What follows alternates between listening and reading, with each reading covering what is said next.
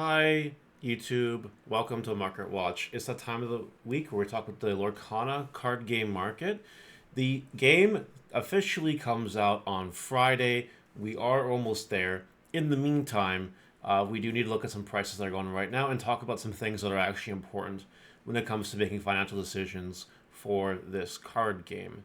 So hopefully you guys enjoy. Let me know what you think in the comments. Like the video, and of course subscribe, as we are a new channel, and now we're trying to push 2,000 subs. Trying to do that. So any help is greatly appreciated. And I'm going to start off with a Gen Con Mickey Mouse Musketeer promo here, going for $100. Now, it did go down on TCG Player all the way down to 72.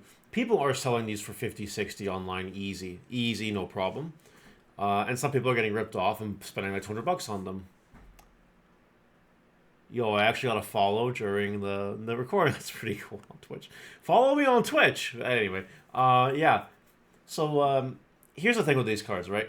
It's a Gen Con promo. There are a lot more of these distributed than like the D23 promos, but not that many more. And eventually, this card won't like be $1,000, I don't think, but it'll soar back up in price eventually once Gen Con is all forgotten about and these promos are chilling.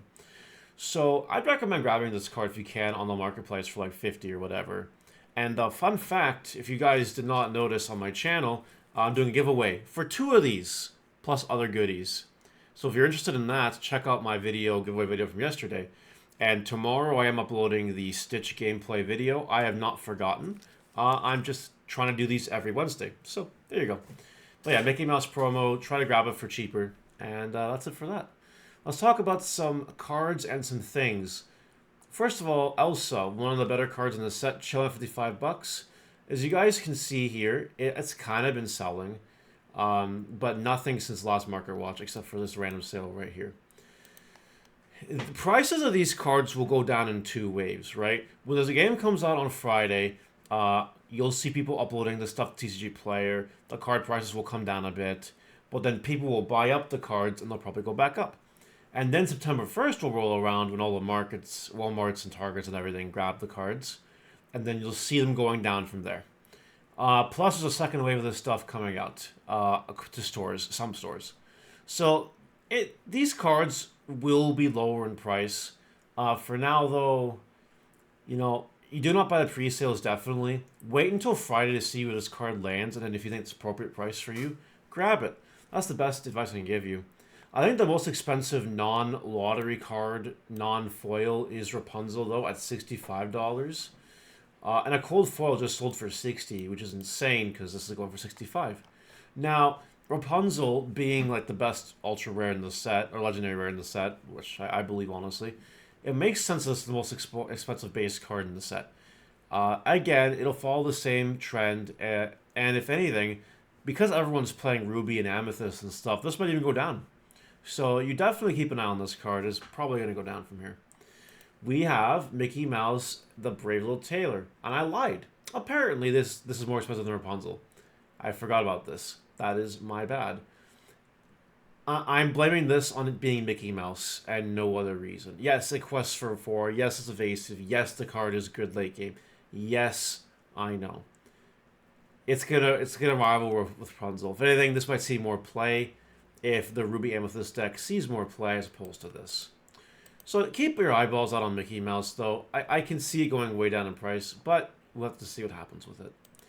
Whole New World, a super rare for $45. Some people like to say this is the best super rare in the set. I don't hate that. The card is very unique in what it does. And there are mill strategies with it, where like you deck your opponent out, you play your deck count. Almost does something really bad there. But yeah, this card is a super rare. It'll go down in price. But it will be an expensive super rare compared to other super rares. Stitch is up there too, by the way, with this. Alright. This is the only enchanted one that has sold on TCG Player. And has sold 5 days ago for $4.89.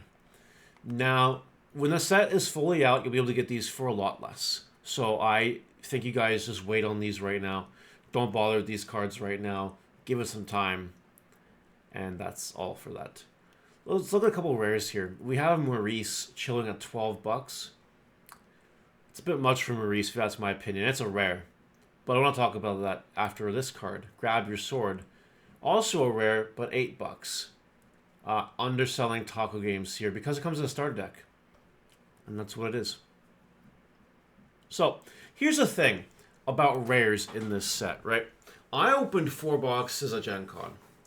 I did not pull a playset of some rares. It's just a thing. I did not pull a playset of Lanterns from 4 boxes.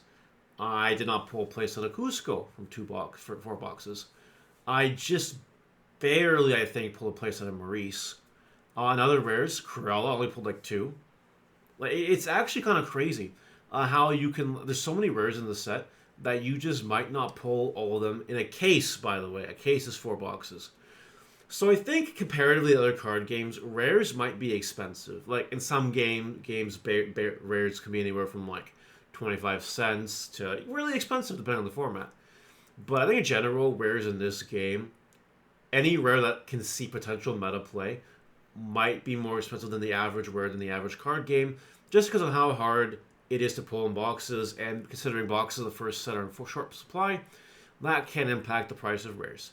So if you think you might be able to get 25-cent rares in this game, I don't think it's going to happen. But shop responsibly is what I want to tell you. All right, we have a Mickey Mouse. We have a booster pack for $20. No, do not buy loose booster packs for many reasons. Actually, if some store is dishonest, right, and pulls an enchanted rare, they might list the rest of the packs. If some store is dishonest and pulls a whole bunch of legendaries, they might list the rest of the packs. You know what I mean? I can see it in this game in order to try to make the maximum profit possible with an exceptional amount of short supply, which is unique to this particular set release.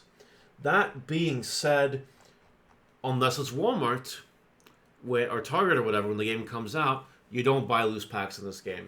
Some people are going to get hosed by this, and I hate to see it, but it's true. So we don't do it. We do not do that. Not at all.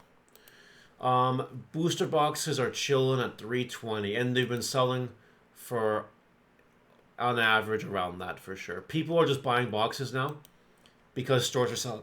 Stores are using this as an opportunity to make some big bank. I know a couple of store owners that have actually just said, yeah, I'm really pissed off with how little Lorcana I got, so I'm just going to sell for more than double what I paid for it at the distributor, and I'm out of Lorcana for now, and that's it. And that's, kind of cringe, but also I understand, right?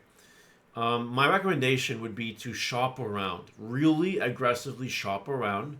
See if you can get booster boxes for the cheapest price possible. Stores know that booster boxes are in short supply, and they will try to squeeze every dollar out of them. Don't forget, I mentioned this last week, I'll mention it again. You cannot just grab booster boxes at a Walmart or a Target when September 1st comes around. You won't be able to do that. These are going to be a very hot commodity. These will be investable. And even if the second print wave comes and it prints a lot, it's not going to matter in like 5 years. I know people that are buying these at $300 and just holding them. They're just going to hold them for 5 years and just say, okay, in 5 years I'll cash out. Which I don't blame them. Like, that's just the inevitable justification when this kind of thing happens, when something is in such short supply. So people will be aggressively ordering boxes for this game. They will. They really, really, really will. The best thing you can do is sell your boxes that you do get at MSRP and try to find those people. I sold mine at retail. I don't care. I'm not trying to hose anyone. And hopefully there are some store owners out there that feel the same way. But to all the store owners that aren't doing that and trying to get high prices for it, really do shop around, see if you can find something else. Same principle applies to things like the troves, which are just going nuts right now. Absolutely insane. By the way, these troves, you get 8 packs. Not worth it, guys. Not worth it. And then gift boxes, also expensive, but still some available.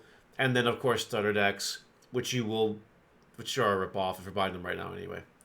That's all I want to talk about in today's Market Watch. Just reiteration to be very careful. We are heading into release time. Singles will be cheaper in a few days, but it might be like Digimon or something, or Yu-Gi-Oh! Sometimes, where singles are expensive for like the day or weekend it comes out, and then they just shoot back up.